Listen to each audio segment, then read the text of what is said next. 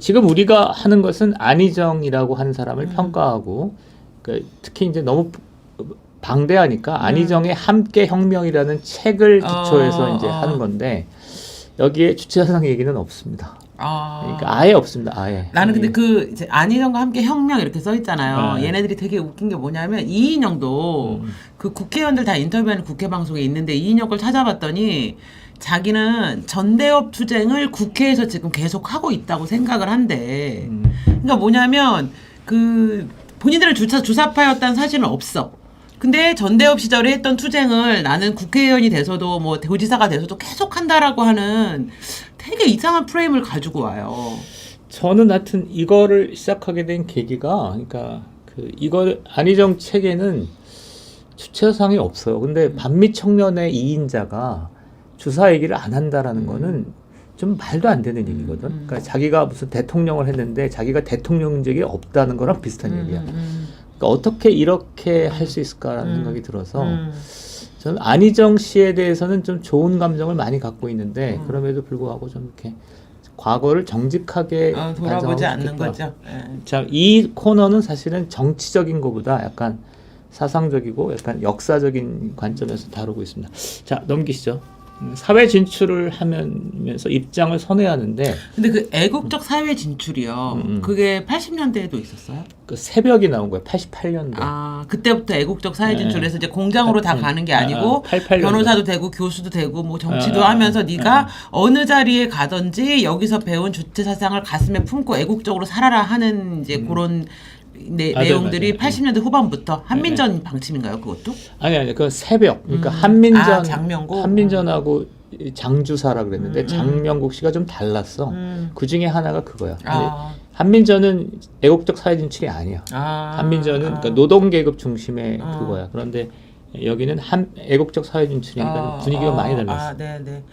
빛그림자님, 박그림자님 감사합니다.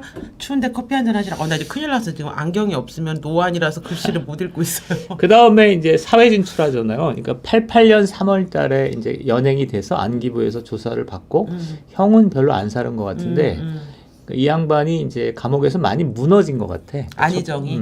첫 번째는 여기저기서 들어온 건데 이제 감옥 투쟁을 좀 잘해야 돼. 근데 이 양반이 좀 많이 부른 것 같아 한마디로.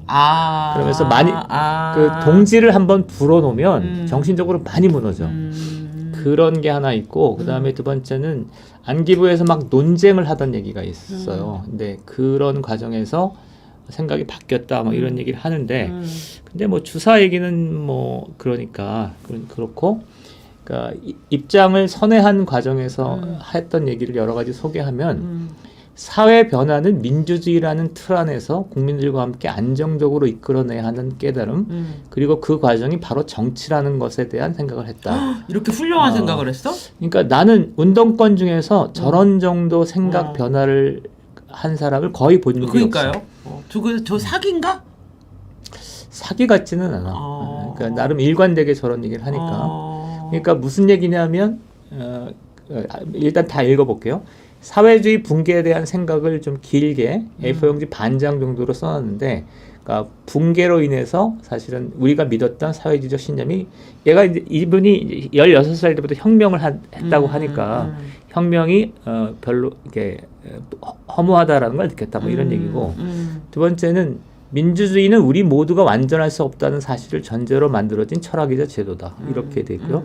그 다음에 당시 이제 포스트 모더니즘. 막스 레닌주의가 이제 기승을 뻘치다가 사회주의 변화로 막스 레닌주의가 틀렸다라는 게 확인되니까 대안으로 포스트 모더니즘에 대한 논의들이 잠깐 진행됐는데 그 과정에서 기계주의적 도식적 역사관의 믿음이 깨지고 나누 이게 막스 레닌주의죠.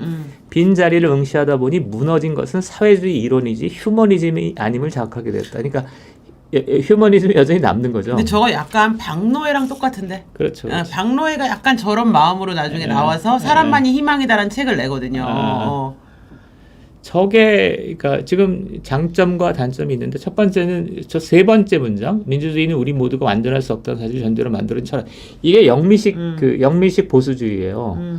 그러니까 그 프랑스식 민주주의는 뭐냐면 인간은 본질적으로 어떠하고 완전 무결할 수 있고 우리 모두가 나서면 완전 무결한 사회적 인권이라는 개념 자체가 프랑스 혁명에서 처음 나오는 거잖아요. 그 전에는 인권이라는 선거 개념 인권 자체가 같은 별로 거니까. 없었잖아요. 그러니까 이제 인간이라는 것이 프랑스 혁명으로부터 온 거는 맞는 것 같아. 아니 근데 프랑스 합리주의나 그 이런 쪽은 뭐냐면 인간은 완전하다, 완전 본질적으로 어떠하다라는 것을이야. 그러니까 인간이 불완전하다 이런 전통은 별로 없어. 프랑스 그러니까 근데 프랑스 그게 인권선의 약간 전통은 프랑스 혁명과 영국이 다른 점은 프랑스는 인간에 대한 이제 고찰, 인간에 대한 탐구, 탐미 이렇게 들어가는 반면에 영국은 제도에 대한 고민, 제도를 어떻게 민주주의에 대한 고찰 이런 것으로 가고. 그러니까 영국적 전통은 그러니까 두 개가 있어 보이는데 하나는 이제 종교적 전통인데 이건 좀 자신은 없는데 종교에서는 그러니까 하나님이 절대적이고 인간은 좀 부족하다, 불합리하다 이거잖아. 그다음에 두 번째는 영국적 전통은 경험론이야. 경험론이니까 완전 무결한 인간을 전제하지 않아. 그러니까 부족한 사람들끼리 민주주의를 하는 거니까 부족한 대로 대화와 타협을 하자 이런 전통이라고. 근데 한국의 그 인간론 휴머니즘은 프랑스 혁명의 영향을 많이 받았기 때문에 저런 생각이 별로 없어. 그러니까 운동권엔 저런 생각이 거의 없어. 아, 베렌장님 감사합니다. 니콜님 식사하러 한번 오세요. 별로 없어요. 그래서 저 첫 번째랑 세 번째는 굉장히 그 저런 생각을 갖고 있는 저게 일반적인 그 사회에서는 많은데 운동권에서는 저런 생각이 거의 없는데 그러니까 88년 뭐 89년 이때 안희정이 사회 진출하면서 근데 저 장자로 갔다는 게 사실 장자를 누가 사랑하냐면요. 신용복이 사랑해요. 네, 그 신용복 얘기가 일단 나옵니다. 그러니까 신용복 유로 빠졌다는 거잖아. 그렇지. 사실은. 그다음에 그러니까 내가 보기엔 주사파들이 다 나중에 주차상을 반성하지 않고 신용복 유로 쭉 가면서 은근히 이렇게 사회를 쭉 스며든 거 아니에요? 그러니까 그렇지. 그러니까 사회주의 이론이 무너진 것은 사회주의 이론이고 휴머니즘은 남아 있다는 얘기잖아. 그게 뭐냐면 사회주의 이론이 무너졌으면 무엇을 탐구해야 되냐면 사회주의와 경합했던 자본주의. 미국식 자본주의를 탐구해야 되는 거지. 오케이. 근데 그렇지 않고 이 사람들은 미국식 자본주의는 끝끝내 이제 악마고. 끝끝내 그런 거야. 그러면서 이제 휴머니즘인데 휴머니즘이라는 건 아무거나 갖다 붙여도 되는 거니까. 오케이. 무슨 말인지 알겠네요. 그런 면에서 어쨌든 간에 안희정의 이 글을 보면서는 저는 좋은 느낌을 가졌는데 안희정이 왜 빠질 수밖에, 그러니까 어느 함정에 빠질 수밖에 없었는가도 느낄 수 있었던.